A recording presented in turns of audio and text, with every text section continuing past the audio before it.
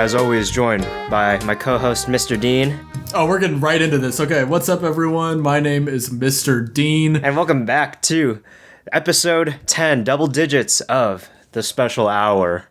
I feel like we always say this every time, but wow, we made it. We survived. We're still sane. And someone that will be joining us today in our insanity, our plunge to insanity, is our fellow YouTuber, Pat Nat. Yeah, I feel like people always invite me when they're itching for a plunge into insanity. So I think I'm the perfect guest for that. How are you guys doing today? I am doing very well. I was telling Donovan and Pat right before we started recording, but right now there's a thunderstorm happening. So hopefully that won't show up in the audio at all, but just in case if you hear any slight rumbling in the background, that is why. But as for what I've done today, I did some grocery shopping earlier. Honestly, very productive day. I'm also actually dressed up right now, which is really cool because yesterday me and a friend went shopping and I got a brand new fit. So did you go thrifting again? This time it wasn't thrifting. After getting the price tag at the end, I wish it was thrifting, but unfortunately it wasn't. But honestly, it all still came together just as well in the end, so I can't complain. What about you, Pat? Yeah, I've just been relaxing, getting ready for the 3-day weekend coming up. Super excited about that. Mm-hmm. And I'm ready to talk about some games, I'm always ready for that. Well, Pat, before we talk about games themselves, sure. I thought it'd be fun to talk about ranking games because there's a little series that you've been doing over on your channel. Mm-hmm. Called Bracket Breakdown. Some people maybe that came from your channel might already be familiar with it.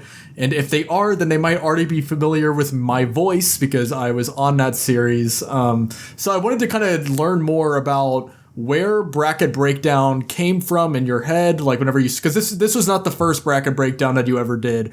I know in the past you did some other ones on, indie games and Super Nintendo or something? The track record's a little bit messy, but there's definitely been some history prior to the Wii season, which is currently airing and finished with round 1, by the way. Right, and I've been keeping up with it, and what's funny is we recorded these a long time ago now, so a lot of what I said in these videos I've already forgotten about. So I'm almost watching these like a new viewer, wow, what did I say about this game? I've been watching them live. I don't want any spoilers. I'm just the most recent one really made me laugh because it was on a certain game that I like to make fun of. We don't need to get into this again, Donovan. All right, so Pat. Oh, sorry. I was just gonna say I do think the most recent episode was the funniest that has been released so far. So if anyone's looking for a funny point to jump off, what's cool though is because round 1's already out. For those who haven't seen it and you want to hear more of MrDean's voice, what's great is you can go and watch basically any of round 1s in any order. They don't need to be watching the order that they come out. So you could just find a game matchup that's interesting to you. And I promise you'll enjoy the video because they're turning out great. And I don't need validation. I know they're incredible videos. That's not just me plugging. That's a recommendation from one fellow video consumer. You should definitely check out Bracket Breakdown. So I just realized up to this point, none of us have even explained what Bracket Breakdown is. Right. So would you like me to explain it? Yeah, I was going to say, since it's your series, sure. If you want to give a quick little elevator pitch on what it is, definitely. Feel free to. So Bracket Breakdown is a roundtable discussion/debate series where we take the best games of usually a console, but it could be of any kind of category, and face them off head-to-head on a tournament bracket until one winner rises from the rest. So it involves a lot of discussing in terms of emotion, and discussing in terms of gameplay mechanics, discussing in terms of importance to the video game industry. Everything is on the table, and then eventually we all vote, and it's incredibly exciting, a lot of fun. Yeah, it has both Dean and myself, so that's 50% really cool, and maybe you can find the other 50% in some of the other stuff of the video. So that's how it works. But I should mention this season Wii games. That's the category. Yes, this is specifically on Wii games. And one thing I was already kind of interested in from whenever you first reached out to me in order to be a part of the series was how you go about, selecting which host you want to be on the show. Because everyone that was on the show whenever we were recording these episodes, there was good chemistry with us. We all had fun recording together. So I was curious about, before you like officially decided, hey, you know, this Mr. Dean guy makes really good videos and you should all go subscribe to him. Yeah, sorry. But like, I was wondering, My words exactly. Was there something specifically that you were looking for whenever you were, you know, searching out for potential collaborators? Definitely. It's actually a pretty strenuous process. Not picking people at random. There's a lot of criteria that kind of have almost like a mental checklist I have to go through before I even send an invite. And then there's the whole sending the invite, not getting a response, or getting a response that says no, moving on to the next person. People being like, I just don't have time for this right now. Totally fair. It takes so long to record. We were recording for maybe 5 months of just finding different sessions. Something that I hope to iron out in the future, but that's neither here nor there. Some of the criteria is just like basically people who can feel comfortable talking about a game in a not high intensity environment, but in an environment where opinions get challenged, right? Not everybody can easily stand up to 3 other people and tell them, no, you guys are wrong, my opinion's right. But really that's what we're looking for in Bracket Breakdown, is people who stand their ground and understand why they feel a certain way about a game, but also not be invested to the point where they are upset when their pick doesn't make it up to the top, right? I mean, there's theatrical upsets, but, you know, in the sense of like leaving the show or, you know, swearing out. Making like a twit longer. Right. Yeah, exactly. And because, you know, we get passionate about games, and definitely as Bracket Breakdown gets further into the season, each episode gets more passionate because the stakes just get higher and higher. And you need to find the balance between that passion and just being able to have civil discussion and a level of open-mindedness. You know, you definitely want some matchups to be swayable. And I think we definitely had some of those in Bracket Breakdown as well, or in this latest season. So there's a lot of different things. Also, of course, just, you know, people who have experience with the console itself. Part of the reason I reached out to Mr. Dean is because he had experience in the Mario Kart Wii community, and definitely, of course, made videos about other Wii games as well. There's also different age ranges as well, so people experience these consoles at different points in their life, which I think is kind of nice to get refreshing perspectives from different points of our lives, basically. There's a lot of that kind of criteria. In terms of chemistry, that's one of those things you're just going to kind of hope to have it right during the season. But I find when passionate video games are on the table, the chemistry just kind of comes out. You know, we all have that baseline, and we were lucky this season to have everyone that just grooved really well, and a big mix of opinions too, which is just great to have in the season. So no, it definitely, and my favorite part about kind of going back and rewatching these is something I noticed, especially about the first few episodes, is this was my first time talking to everyone on the show. Not just you, but also Tom Peeler, right. Spotters, yeah. Right, Shripper Lake as well. I had never interacted with any of them before, so that first episode, I think it was the first 2 episodes that we recorded in one session, I was much more reserved and polite, if you will, in the way that I went about my opinions. Not that I like get rude in the future episodes, but maybe more passionate, as Pat was saying. Yeah, I think it was really cool how we all kind of felt each other out. I'm sure some of you guys already had recorded with each other before, but at least from my perspective, just kind of learning more about everyone as we recorded and getting a little bit closer as the series went on and on. I thought it was really fun. And it around the end, you feel even more invested because you're invested with the people that you're talking to as well. You know, you almost start creating kinships with those that you are agreeing on the same horse, or you kind of know going in someone's going to dislike this portion of this game because of their previous arguments. So it's something that builds on itself and gets better as the season goes on. Just reaping the rewards of everybody learning more about each other through just talking about the games that they like. That's the crazy part, is how much I now know about Dean just through his opinions on Super Paper Mario, right? You just learn things like that. And I have one more question specifically about Bracket Breakdown as well. I was just curious about if there was any unexpected setbacks that happens whenever you're organizing a show like this. From my perspective, I did a modding documentary for Mario Kart Wii, and it wasn't a full-on series of multiple episodes, but it was kind of something where I was leading a project with various other collaborators, and there's definitely moments where you aren't expecting some type of thing that might go on in the actual production process.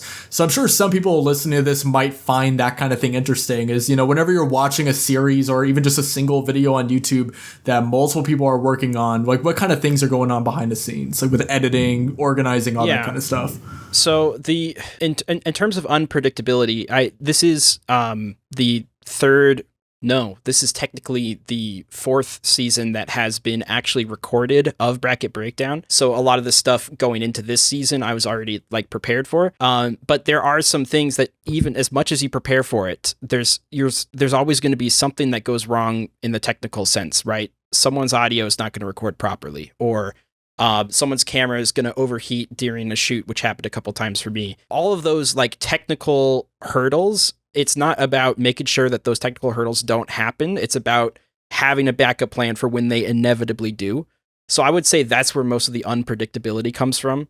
But another thing that this wasn't so much unpredictable trouble, but this season we tried a new format. We added testimonial sections, which isn't something we had done before, where everyone's recording separately but still communicating their final thoughts on something. I had no idea how that was going to turn out in the edit because I'd never done it before, and it was just one of those things where I'm like, okay, we got really lucky because the testimonials ended up being great. They're a great addition and really gives the floor to everybody to give their candid thoughts straight to the viewer as opposed to just arguing their points towards the other cast. So there's a lot of happy accidents in shaking up the format, but unpredictabilities, mostly it's all technical stuff that you just cannot plan for. Also scheduling is so unpredictable. It's such a nightmare. It's not fun. I remember that part. Yeah. As we've learned today. As we learned today, yeah. Has there been any extremely heated moments? Oh, you'll see on the show. Maybe this is considered a spoiler. Yeah, you'll see. I just know Mr. Dean's been teasing his inevitable crash out. I don't know over what, but there's definitely some moments. Critical Without moments. Spoiling too much, I will say that part of the reason that it's been great having Dean on the show is that Dean is very, how do you say it? Very passionately articulate. Passionately articulate. So it's not always crash out. Sometimes it's just genuinely feeling a lot of passion towards a game, right? So even in the positive sense, when things do go in Dean's favor, he's very excited. I think at one point we high-fived across the screen. There is that level of passion, and as the rounds get further, the stakes get higher because games get knocked out for good. It's not just sent over to the losers bracket. And there's definitely a lot of moments where things get definitely crazier. There's more upsets to come. This isn't. You haven't seen upsets yet until you see the whole season. So yeah, crash outs, and it works out great. You have some people who don't feel that, who don't get upset at all, and it's great to have a mix of both that and then Dean losing his mind and flipping the table over some discussion points, which is great. I'm a fan of the entire mixture. R.I.P. Kirby Epic Yarn. It is true. I will say for anyone watching, even if you're not into the Wii, I would honestly implore you to go check out this season of Bracket Breakdown and just watch it as a comedy. Yeah, and it only gets funnier as the show goes on too. It keeps building off itself. It's entertaining, but there's it's tons of constructive criticism on the games, but also a lot of passionate talk. So it's really entertaining to see all these different perspectives clashing in a quote unquote civil manner, and expressing their love or their I'd say frustrations with some games, and kind of pitting them together and thinking about all these different factors like controls, music, legacy. Really, it's super intriguing, and that's stuff I like watching on YouTube. All the in-depth stuff while also being not super overly analytical, but having that human heart and soul, definitely, in all of their love and hatred, so and whatever they're talking about. It seems like a lot of game critique out there, not just nowadays, but in general, a lot of it comes down to the numbers. Let's give a score to the music, let's give a score to the gameplay, let's give a score to the graphics. When in reality, what we're all responding to when we play games is our own individual emotions that's fueled by our personal experiences. That unique perspective that everybody has, it's to me far more valuable than a number score given to a game. And what's great about comparing things that can't be compared, like Mario Kart Wii versus Super Mario Galaxy, is you end up finding the real brass tacks of what makes these games special to each other, and then we articulate why it feels so special to us. And it really is a vessel for opening up all of the cast members' very personal ties to each game. And I think that's something that we just need more of on YouTube in general, is more talking from a passion standpoint. I remember seeing your the Twilight Princess versus Lego Star Wars. Barbie versus Oppenheimer. Those games have no relation to each other. Right. I feel like Twilight Princess would be a sweep, but then, I'm actually hearing the debates, and I've played both games, and I'm like, you know what, actually, Star Wars might have a slight chance, because it's that pure connection some people have to the games. Absolutely. And it's that love and craft and kind of the quirkiness of that game that might give it an edge over Twilight Princess's more dull, boring moments. So I'm like, maybe this is a closer fight than I thought. Yeah, that is definitely the classic, like, what are we doing here? But also, what are we doing here? Like, we have to vote one of these off. It's Barbie versus Oppenheimer, both great, both have the same matchup, but ultimately one of them can move on while the other goes to the losers. And both of those games, they've got good things going for them for different reasons completely, which is what makes them special. Yeah. So before we move on from the bracket breakdown topic, I know, Donovan, you were talking about how you had a bracket for us to bring up on the show. So I don't even know what this is. So I'm excited. I'm all ears. It's going to be really wacky. All right. The bracket that we are debating is who would win in a spelling bee. We got a lot of We got 8 contestants here. Let's see how they go. All right. Pitting them together, we have who would win in a spelling bee: Luigi versus Colonel Sanders from KFC. All right, everyone, what do you think? Are we talking about the mascot, or are we talking about the man in terms of KFC? Both. Luigi can say like a small handful of words. I'm going to give it to Colonel because he's an actual person. Yeah, I was just about to say, does Luigi even talk? I was going to say, Luigi struggled to even read a book in Luigi's Mansion 3. I'm going to go with Mr. Sanders because, he runs a business. I hope he can spell. Next one. This one's, I hope you guys know who this guy is. All right, we got Sonic the Hedgehog and Sensei Wu from Lego Ninjago. Please tell me you know who that is. I unfortunately do not.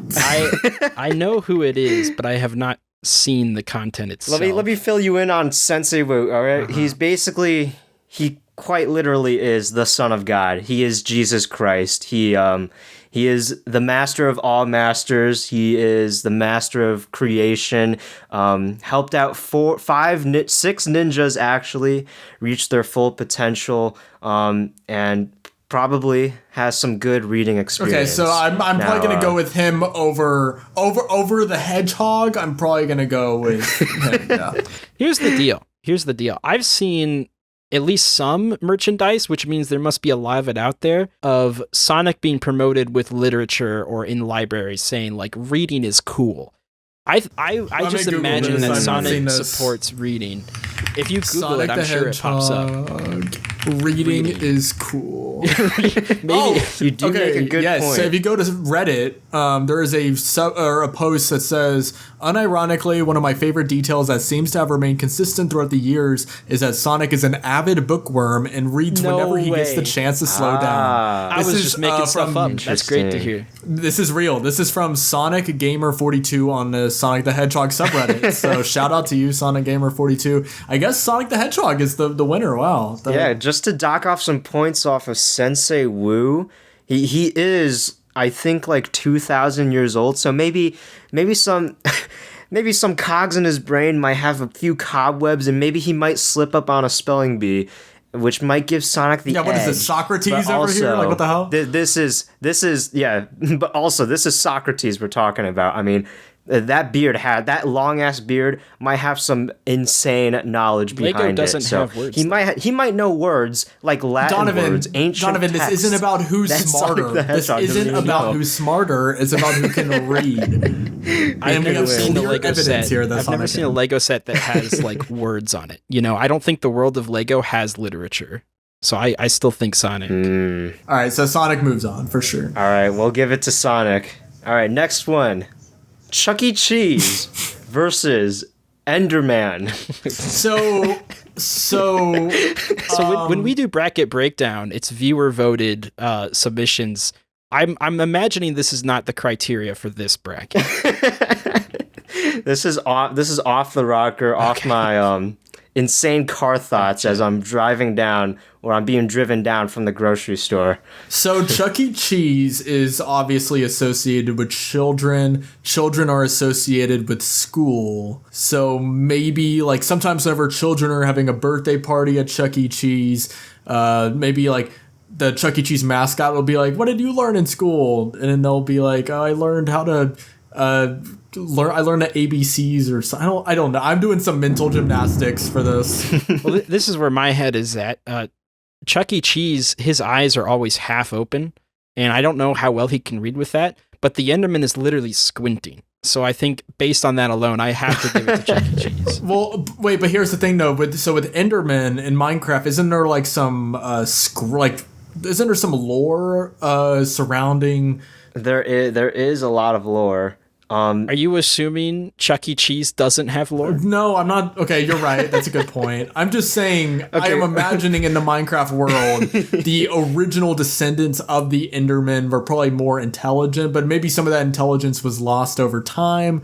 So I guess maybe Chuck E. Cheese, but I don't know. I'm thinking the Enderman is a little bit more intelligent than just regular good old Chuck E. Cheese, because, you know, not to discredit Chuck E. Cheese itself, It's okay, but I don't I just think the knowledge of an Enderman just from the quote unquote Minecraft lore of him even getting to the end itself, I think that just takes a lot of knowledge. And like they probably, I mean, the End Stronghold has a ton of That's books, what I'm saying. It's like it's about the lore. Like so I don't think Chuck E. Cheese, Their NPC knowledge is really great bad, great though. guy, but They just kind of wander around. They don't like water. Have you met a smart guy who doesn't like water? True. Yeah, they just like really all the Endermen do is walk around, steal stuff, and teleport. And they're menaces of the society. I'm not sure if they're.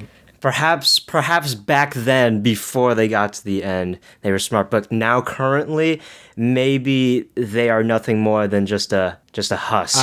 You're killing my Chuck E. Cheese horse, but it's okay. I'll allow Enderman to move on. Well, I feel like we just got to a conclusion that the Enderman is not an intelligent species, so maybe Chuck E. Cheese should move on. Well, so where's your vote, Dean? Well, I don't know, Pat, because it seems like both accounts are disagreeing. So I don't even know where to stand on this. I'm assuming this is a 3-vote situation, so you just go where your heart desires, and that'll be the deciding vote, I think. My heart goes to Enderman. Maybe not in like an English spelling bee, but like an Enderman spelling bee, he would win. Chuck E. Cheese, I believe he speaks English, and I don't think he could spell like horse. I'm gonna end up siding with Chuck E. Cheese because of my original argument that maybe whenever kids have birthday parties, he's learning about children's literature through them, which would still be higher than the Enderman's no literature. Yeah, Charles Ethan Cheese is what I'm going with too. All right, Chuck E. Cheese has defeated Enderman. All right, next up, we got Grimace. What the fuck? versus Snoopy. What? I thought we were doing video game characters. What is happening? Well, we started with KFC, so Grimace isn't too far That's off. true. That's true. Anything was on the table. Snoopy is a highly intelligent beagle. He has fought in World War II. I believe at some points he can speak English, or maybe at best communicate the English language through gestures and sounds. Snoopy is my G. He probably has relations with Snoop Doggy Dogg. So he probably knows what weed is. He probably knows his stuff around the block. Grimace, on the other hand, he has the Grimace shake. Yeah, these are definitely not fan voted. I definitely agree with Pat on that point. Here's the thing with Grimace.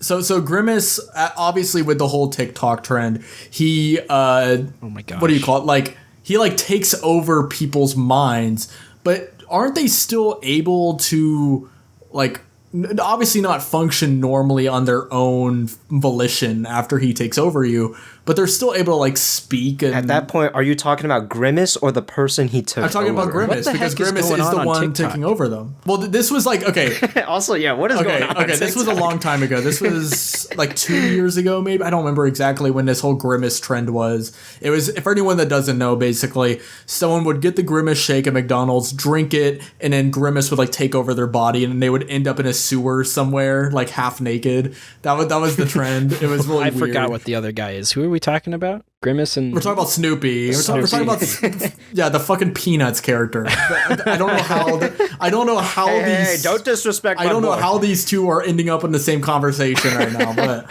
I guess based on what you said about Snoopy being highly intelligent and, you know, from the World War II era and everything, and Grimace World is... War II era. That's great. When I think of Snoopy, I think of World War II. Well, that's what I'm just quoting Donovan. You don't think that as well? I'm just quoting Donovan. No, I think it's a great He's a point. war hero. He is a war hero.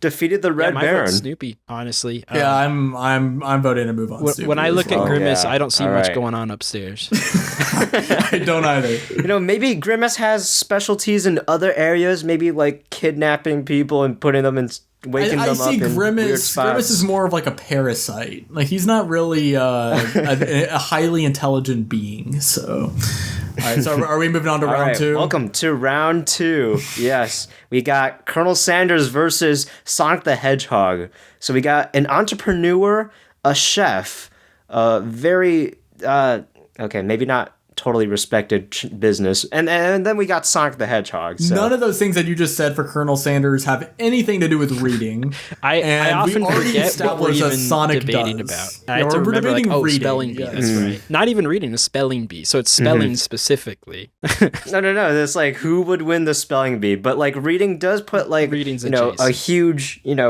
W in their This whole basket. time I thought we were debating who can read. The better reader. Okay. Well, I think either way, Sonic would win. So. Well, now hang on a second. Colonel Sanders is a real person that existed at some point. Sonic is a passionate reader, but Colonel Sanders He is a colonel. a very successful businessman that probably had to go through highly intensive studies. I actually don't know this. He could have gone to he could have not gone to college in general. I have Can no Sonic idea. spell fiscal? Can Sonic spell economy? Maybe.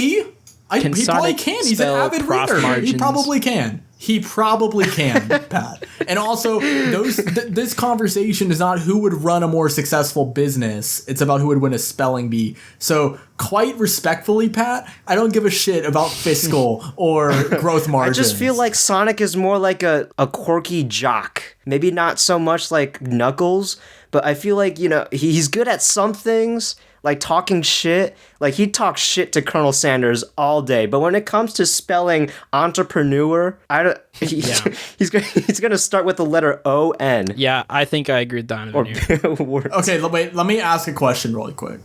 When was the real Colonel Sanders alive? Let's find out. This is Because not trivia. I feel like imagine- alerting. Sanders. Because I imagine that it was not whenever the education system was fully, He was born in 1890, died in 1980. Okay, so he Okay, was alive that's- during the World War II era from the Snoopy. Hey, no, World War no, II era keep in wins mind. spelling bees. Like the reading abilities of people back then and their speech, I feel like are significantly better than whatever the hell sentences that we're coming up today. I mean, we shortened dick to D-I-H, dick. What is going on TikTok? So I feel like Sonic would be on that trend. You know what? You won me over, Colonel Sanders. Isn't it? Yeah, I think the actual living person wins this one for me. right. I love how brain rotted this segment is. That not only is this whole concept stupid, but we unironically just spent 5 minutes talking about whether a real person or an animal would win in a spelling bee. We've eliminated all the video game characters because now we're back at Chuck E. Cheese versus Snoopy. This is a video game podcast, by the way. I just want to remind everyone. But, yeah, Snoopy. I'm sorry, but Chuck E. Cheese, out of there. All right, here's my pitch towards Charles Ethan here. If you guys remember back when Chuck E. Cheese commercials were on the television and people actually watched television, that guy would spew out so many words in such a quick period of time, specifically during the disclaimer section. And I think that's got to account for something. While Snoopy doesn't talk and his eyes are 2 dots, so even a half-eyed Chucky, I think, can read better than Snoopy. Okay, but counterpoint, teleprompter or script. That's a good point. Does it matter? Snoopy doesn't do either. Well, I mean, it still is a factor because it eliminates what you just said as a, legitimate, benefit towards If you are Chuck E. reading Cheese. a teleprompter for a living, then you're exposed to more words than Snoopy is on his probably year that he spends in Peanuts. Snoopy is an avid reader as well. He's probably smarter than all of the Peanuts cast combined. That's not saying he is that that silent character that's usually the brains of the operation. Aren't these all elementary school students, Donovan? I don't know how much that's really in the world of Peanuts. The adults talk like blah, blah, blah, blah, blah, blah, blah. So I don't think the bar is set very high. But Pat, I have a question. Yeah. So in the whole monologue of Chuck E. Cheese, how big were the words that Chucky was using in those advertisements?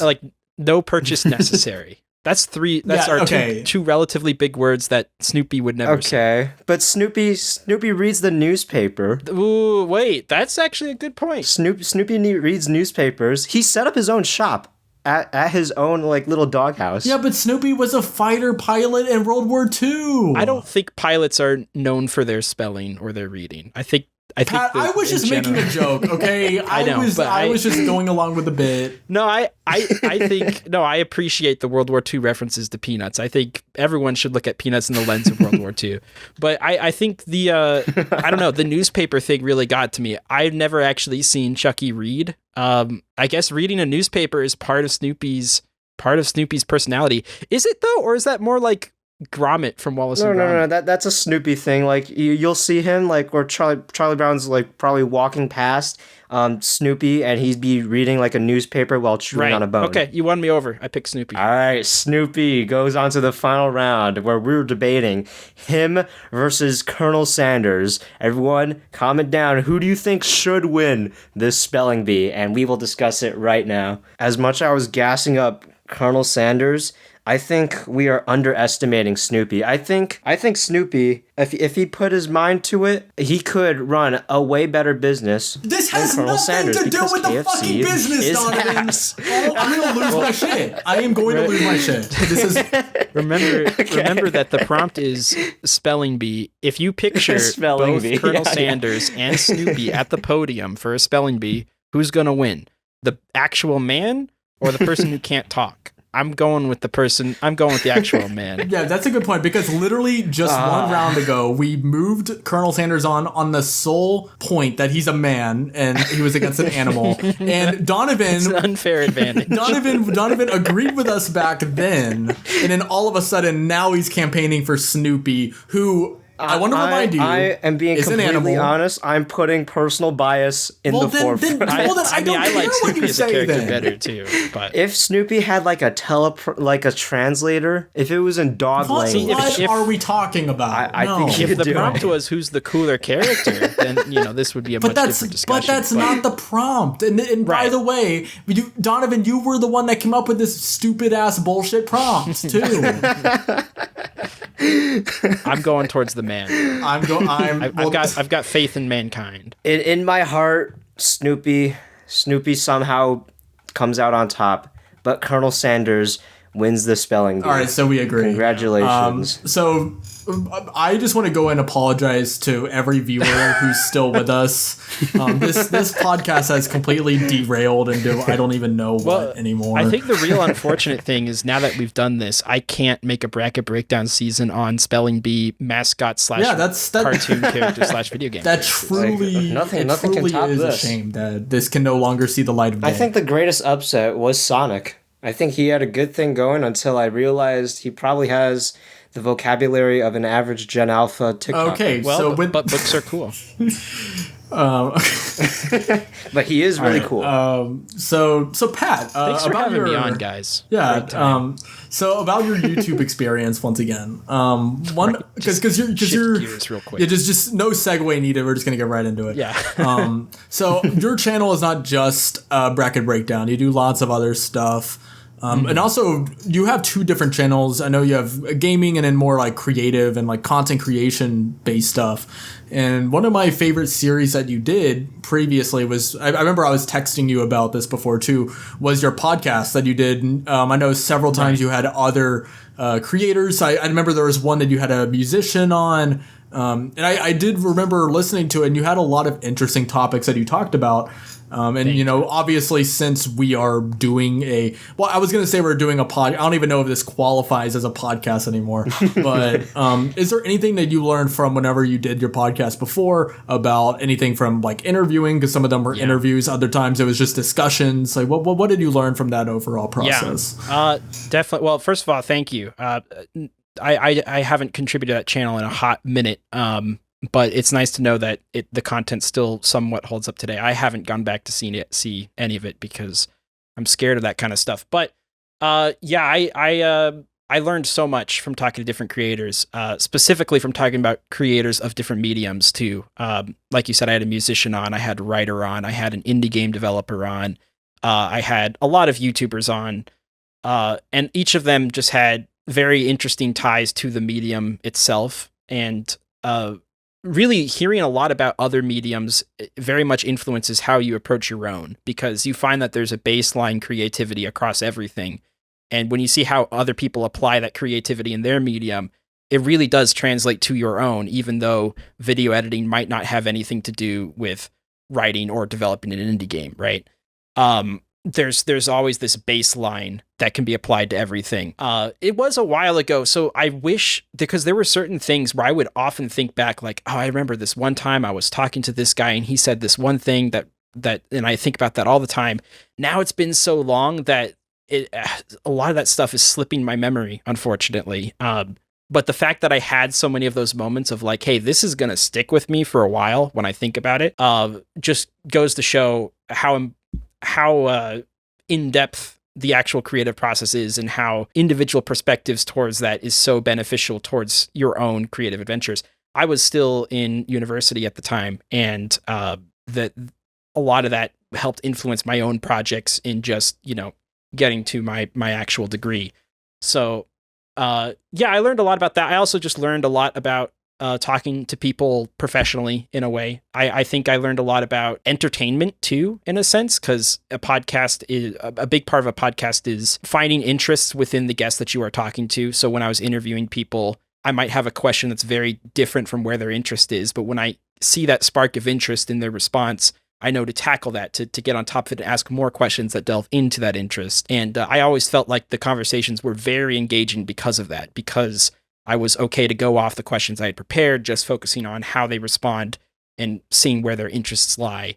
So I learned a lot. I learned a whole bunch about production. I learned a lot about audio because I have bad audio processing in my ears. So learning a lot of the technical things about audio and decibel values that need to be kept in mind. Very helpful. Yeah, overall, extremely positive experience. In my head, I would like to revisit it at some point, but there's a lot of things in my head. It gets crowded in there. It gets very for sure. And I was gonna say too, even just like from the first times I interacted with you and listening to some of the first episodes that you aired on your other channel where the podcast was, I always did notice that you're a very professional and like good conversationalist, especially in the podcast setting. I remember like with the first episode.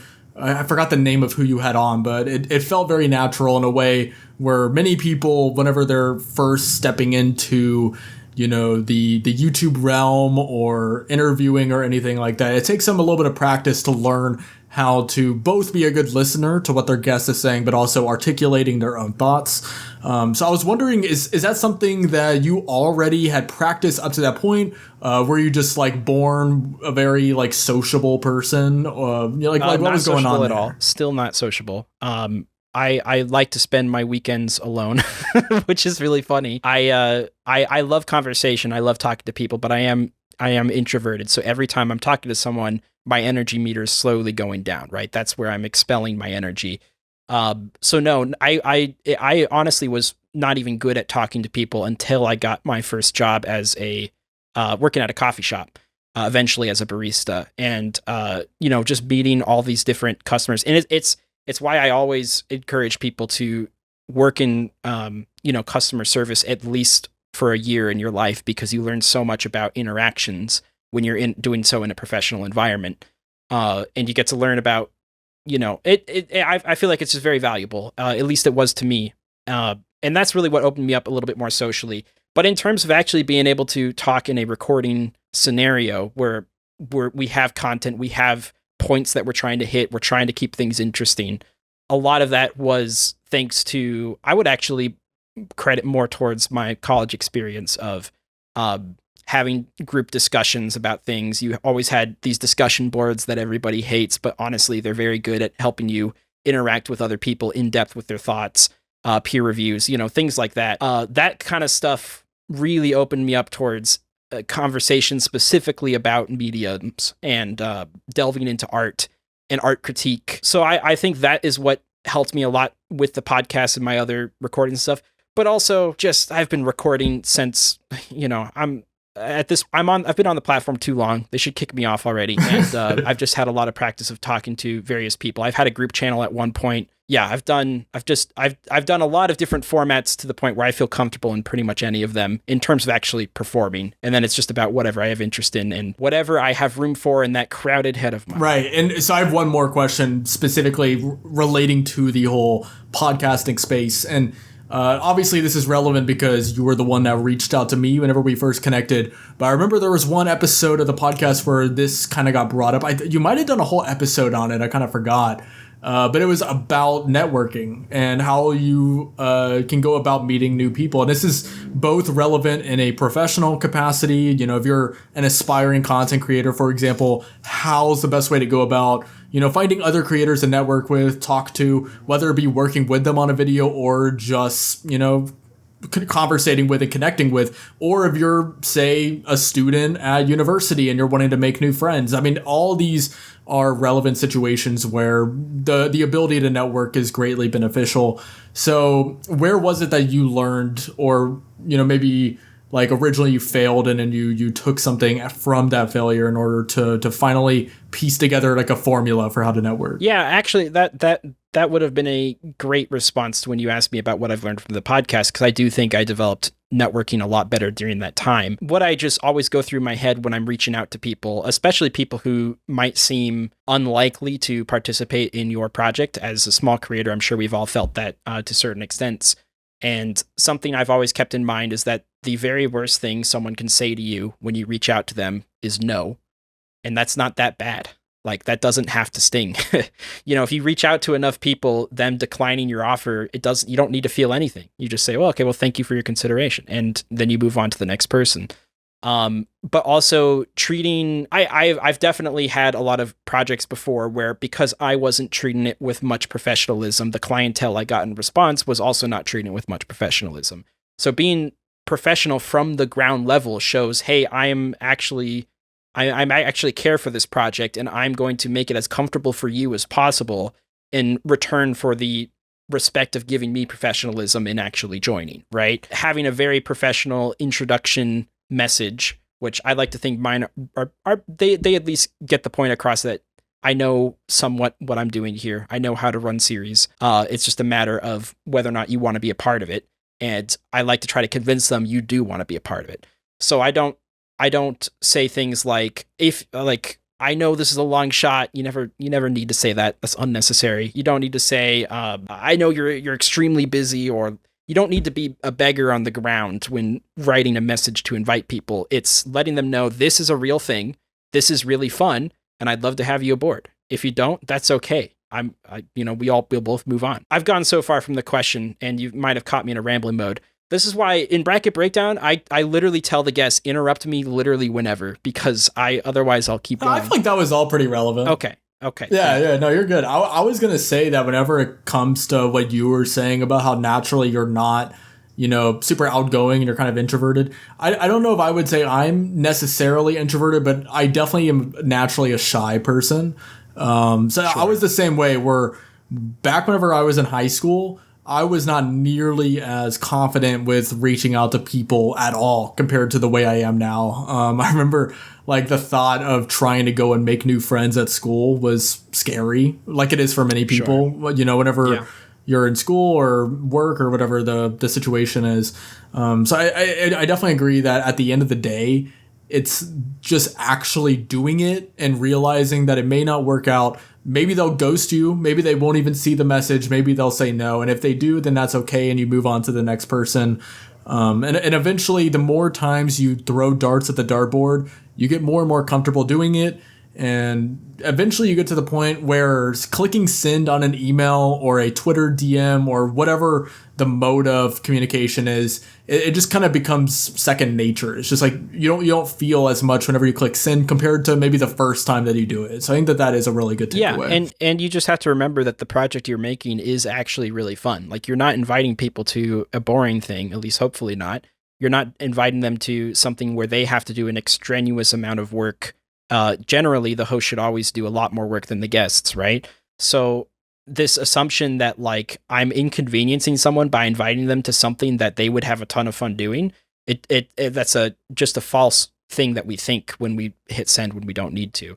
Just a quick little tidbit, because you're talking about socially as well. Something I've always found, because because I'm not outgoing, I find that a good mental mindset is just thinking that interests are not the same as personality, that you can develop your personality and be very personable and nice with people, regardless of whether or not you share the same interests. That's how you become friends with coworkers. That's how you become friends with schoolmates. And as long as you keep that in mind and you're refining your own personality and being generally a nice person, a lot of that other stuff just comes naturally. Like, I've got a lot of friends who just have no wants or needs to do anything with Nintendo or games, and it's totally fine. We find common grounds outside of that, right? I basically, being you is really helpful, and just acknowledging that you are not your interests, you are not your sleeves, you are your own person who happens to like certain things, and so are other people, and we connect on a person level, not interest. I've been kind of taking this all in, because I'm not the most outgoing, most extroverted. Sure. Some of my friends think that I'm really extroverted, but I'm definitely more on the introverted side. Something I'm working on, but yeah, the whole networking thing, it's just something that you just gotta keep building up, and that's definitely something that I'm definitely trying to do. Just getting out there, just being myself, just not being afraid of people, I don't know, rejecting you or saying no, or having differing thoughts from you. It's just something. Yeah, it's one of those things where, like we were already saying before, it is difficult to do especially whenever you're first getting into the concept of reaching out to someone new. But that also is kind of the beauty of it, because if it was easy, then everyone would be doing it. Everyone would already have every single person there is in their contacts list, but it's not. And that's part of what makes it such a valuable skill set to have. And it even just in the professional world outside of YouTube, it's just something that can set you apart whenever it comes to whatever your career path may be. Because at the end of the day, connections are incredibly valuable in any industry that you may be getting into. It carries over for sure. Any networking you do for whatever reason now, whether it's professional or unprofessional, definitely carries over to every single job that you're going to have in the future. So It's a great thing to do. All right. So with that, we'll go ahead and get into questions. I'll go ahead and remind everyone listening to this that if you have any questions that you want us to answer on the show, and it doesn't have to just be gaming related, go ahead and head over to the Discord server for the special hour. Over there, we have a specific text channel for asking questions, or you can leave it in the comments below. Either works. So yeah, we have 3 questions today. Our first is from one of my friends, Kinley, who asks, what is your favorite Mario Kart loadout? This is definitely a question for sure. I honestly am not super attached to very many like specific karts or loadouts in Mario Kart, so this wasn't like a complete gimme for me. But Donovan, was there anything for you that was like, oh, this is 100% my favorite loadout? I don't really have a main, but I'd say maybe more recently in Mario Kart World, I think the dolphin cart is really funny, and pairing that with like a cataquack or an actual dolphin is really goofy. I don't take the car combos very seriously. I see a baby blooper and like a what is the meta? A baby blooper and like a Yoshi or something. I see that and I go, come on. The dolphins right there. There's something called the Little Dumpy. So I would be generic and say like the Flame Runner from Mario Kart Wii, but then I would sound like a Mario Kart Wii tryhard, and I don't want to sound like that. So I'm just gonna go with the B Dasher. I feel like the B Dasher is very iconic. It's been in several. Classic. I think it's been in DS, Mario Kart 8, and Mario Kart World. Yeah, no, it's an iconic kart. So I'm gonna go with that one. I will say, hearing the names of the car parts makes me immediately think that you might be a little bit of a Mario Kart Wii tryhard. So I don't think you need to worry so much about that. If you go watch Bracket Breakdown, you will hear more about my Mario Kart Wii fandom. Yeah. The whole purpose of this podcast is to plug Bracket Breakdown at every 5-minute interval, just to make sure nobody misses it. Okay, so sorry, Pat. What were you going to say? We just completely cut you off. Oh, no. You're good. You cut out too, so I didn't know what you were saying. The favorite Mario Kart loadout. All I know is that I like to pick usually a bike. Honestly, sometimes I'll go with the Zelda bike. Sometimes I'll go with the one with the flames on it. And then I like to do button wheels sometimes. And then the paraglider I just pick randomly because I feel like it doesn't influence that much. I'm also not a very in-depth Mario Kart player, so that's well, there you go. So hopefully the fans out there will be satisfied with that answer. So the next one comes from a friend of the channel. He was on the podcast just a few episodes ago, Ivan Avi, who asked, how do you feel about AI's impact on YouTube, specifically with small channels? And I think we kind of touched on this in the first or the second episode. But my opinion on it has not really changed. I highly respect people who are able to go away from allowing AI to completely dictate everything they do with their videos. Because it's the easy way out at the end of the day. Just tell AI, write me a script, give me the topic for the video, give me the script, give me everything I need to do, and then I'm just gonna click record and just splop some together in Premiere and call it a day. I'm not someone that advocates for not using AI whatsoever. I think it could be a tool that, as long as it doesn't impede on your own creativity and what you're putting into your video. Me personally, I don't think it's a bad thing necessarily, and it definitely is not going anywhere.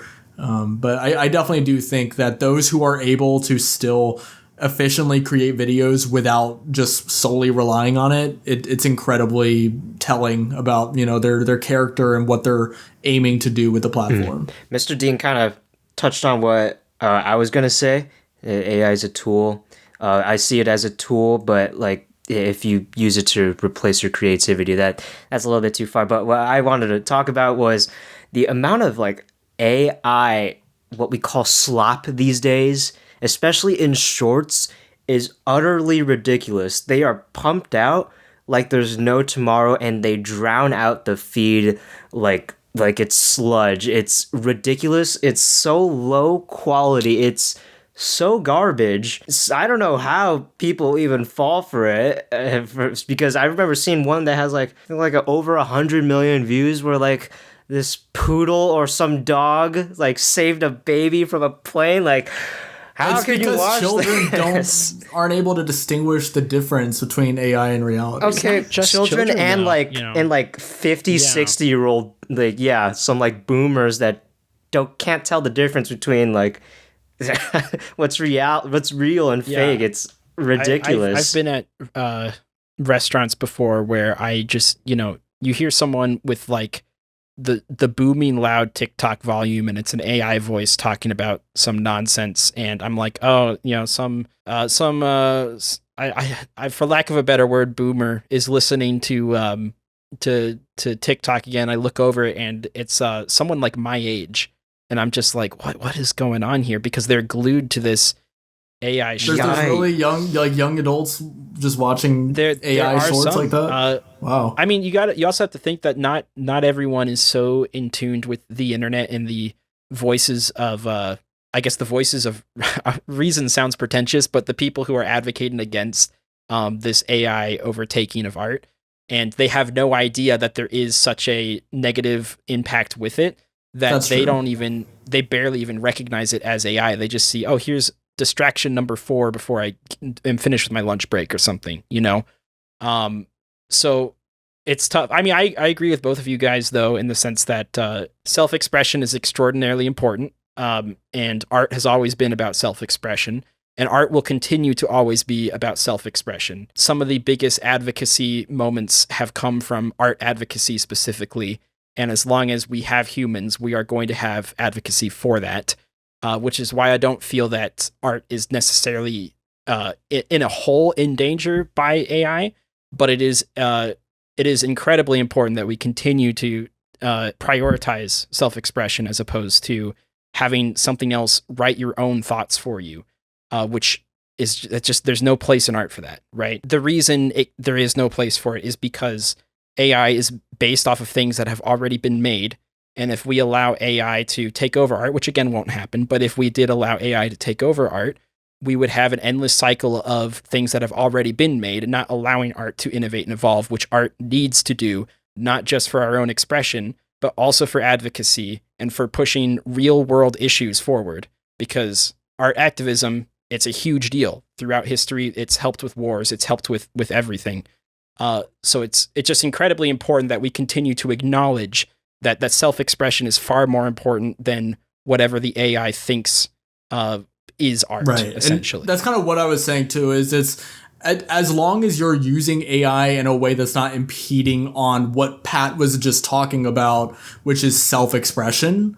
Like let's just say you're using it as a means of like productivity or kind of like researching for like analytics, that kind of stuff whenever it comes to small channels. I don't think that that's necessarily like a gross use of AI. It's mainly just whenever people use it as a way, like as a cheat code to just like remove the workload and remove the creative expression from it. That's whenever it becomes a little bit more, what's the word? Like deplorable. I don't know if that's too, maybe that's not even extreme. I just really don't like AI being used to replace, what humans can do with art. And we already touched on that earlier in the podcast, but Oh, maybe some of the AI features that are being implemented into YouTube, like what was that? They're doing some kind of AI checker with age verification. yeah, maybe. I think that's a fan coming of that. soon with like that. That is And also, so a few stupid. weeks ago, we had the whole controversy with Mr. Beast kind of creating this AI thumbnail system where you like give it a prompt and right. it'll basically copy what has pre-existingly worked for other YouTubers and give you like a viral clicky thumbnail for it. And I hate that for multiple reasons. I mean, beyond the AI, I hate the idea of just commercializing every single thing on YouTube to They would all look the same. Even if we're just sticking to AI, like Pat was saying earlier, what AI creates for you is not original. It's using what has previously existed on the internet, oftentimes non-consensually by artists. Most of the time they don't want their work being used as a way to teach AI how to make quote-unquote art. So whenever you tell AI, make me a thumbnail, it's essentially plagiarizing work that's been done by artists over the years. So whenever that's the use of AI, I think that that's disgusting and should be frowned upon. But that's also not what I'm talking about whenever I'm saying that there's like a gray area for like what's quote unquote tolerable for channels to be doing. Some people might remember back on YouTube, like maybe 10 years ago or so, which is crazy to say it's been 10 years, but there was a lot of big pushback on this idea of transformative content and free use and things being able to stand on their own without taking too much from other people. There was a big reaction controversy going on, and it's funny seeing 10 years later, it pops right back up into play and people are still debating that stuff. The fact of the matter is that your work should be transformative. It should be mostly your own. And AI introduces levels of not your own work beyond, like, to the easiest extent we've ever seen, basically. And I think it's important that regardless of what you use AI for, regardless of if you find it as a tool, it's always important that the final product should be mostly yours. It should be transformatively yours. And it's impossible to make something entirely unique. Art has always been based off of things that have already existed. The difference is that those are humans making the decision to base things off that's already been existed, not a robot telling you, hey, this is what's going to make your work stand out when it's no longer your work because it has such heavy AI inclusion. But then also to comment on what Dean said, it is being implemented everywhere. A couple years from now, every program is going to have built-in AI functions that we're just not feasibly going to be able to avoid because the industry standard is going to be AI implementation within programs. We're already seeing it in Adobe. Photoshop has its default generation methods have AI built into it now. At least with Adobe, by the way, this is a side tangent. What's cool about Adobe, at least, I know nothing about Adobe is cool, but Adobe I know and cool in the it same kind of makes me feel gross even saying it. But at the very least, Adobe takes its AI from its own stock library where everyone has the option to opt out of it being used for AI generation, which is a very small W and a rare W that you'll find from Adobe. But basically, yeah, it's going to be included everywhere. At some point, it's going to be unavoidable. So what's really important is that before that happens, we're just making it very clear that your own expression is still what's most important, your own thoughts, your own words. And I think as long as we keep making that the forefront of the discussion, as opposed to, I mean, I guess other people can have discussions about whether or not AI is going to overrule the world or something. We can let the smart people talk about that, but at least as creators, that's just something that needs to be at the forefront of every discussion about AI, is that your voice is still more important. It should be your voice, your own thoughts, your own expression.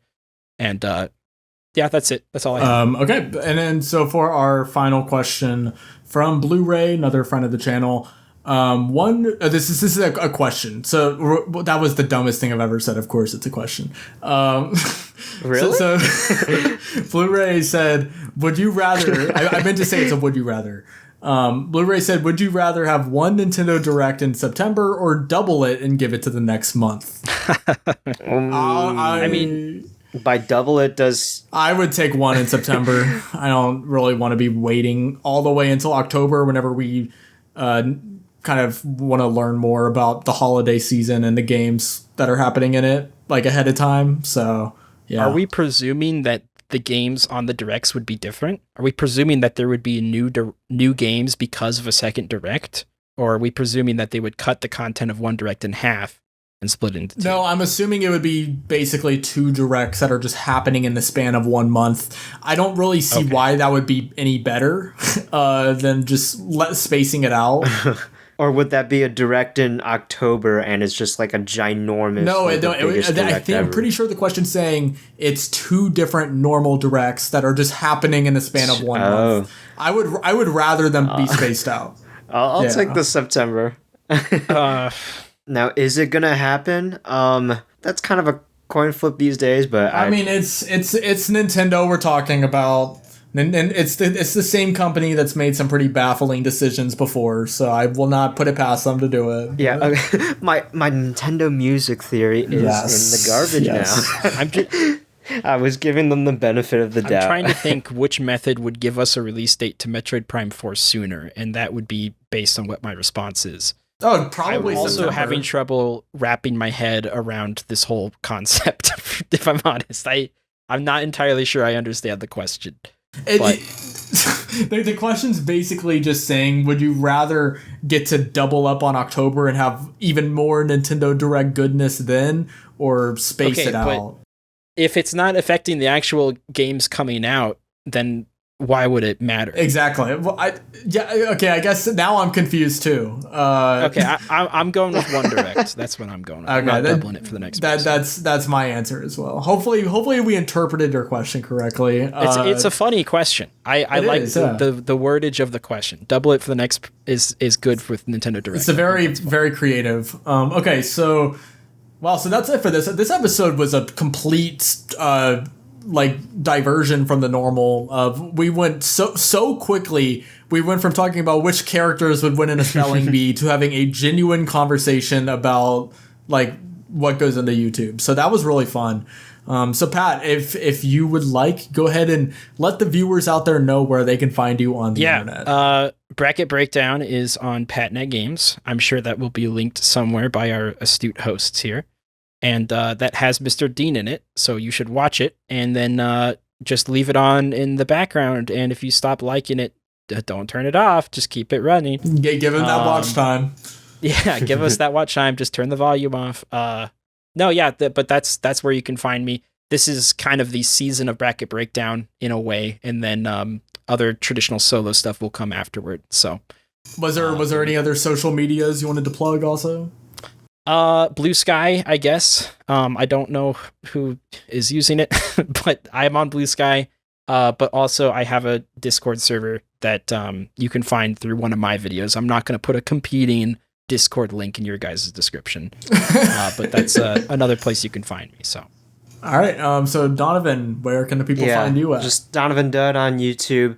I haven't uploaded anything in like a week or two, mainly because of school, but I will be getting back to that. I've been cooking up some ideas in my head, but also you can primarily interact with me on my Discord server, the Nintendo Boys. I'm also on Twitter and Instagram. Now, where can we find you, MrDean? I really like how every single episode that I ask you that question, you sound more and more annoyed that you're having to repeat the exact same thing. What do you think, guys? Okay, so if you guys enjoyed what I had to say or my voice at all, I am MrDean44 on YouTube, which will be linked in the description. And then I also have a Discord server called the Dean Kingdom, just your typical Discord server type of stuff. And I'm also on both Twitter and Blue Sky. Twitter, unfortunately. I would love to not have to be on that platform anymore. So that's it. Thank you guys so much for watching. Listening, as Donovan has corrected me before. Listening. Not one person is watching. And we're getting tryouts in the next episode. All right. Bye. Another terrible outro. That was an amazing outro.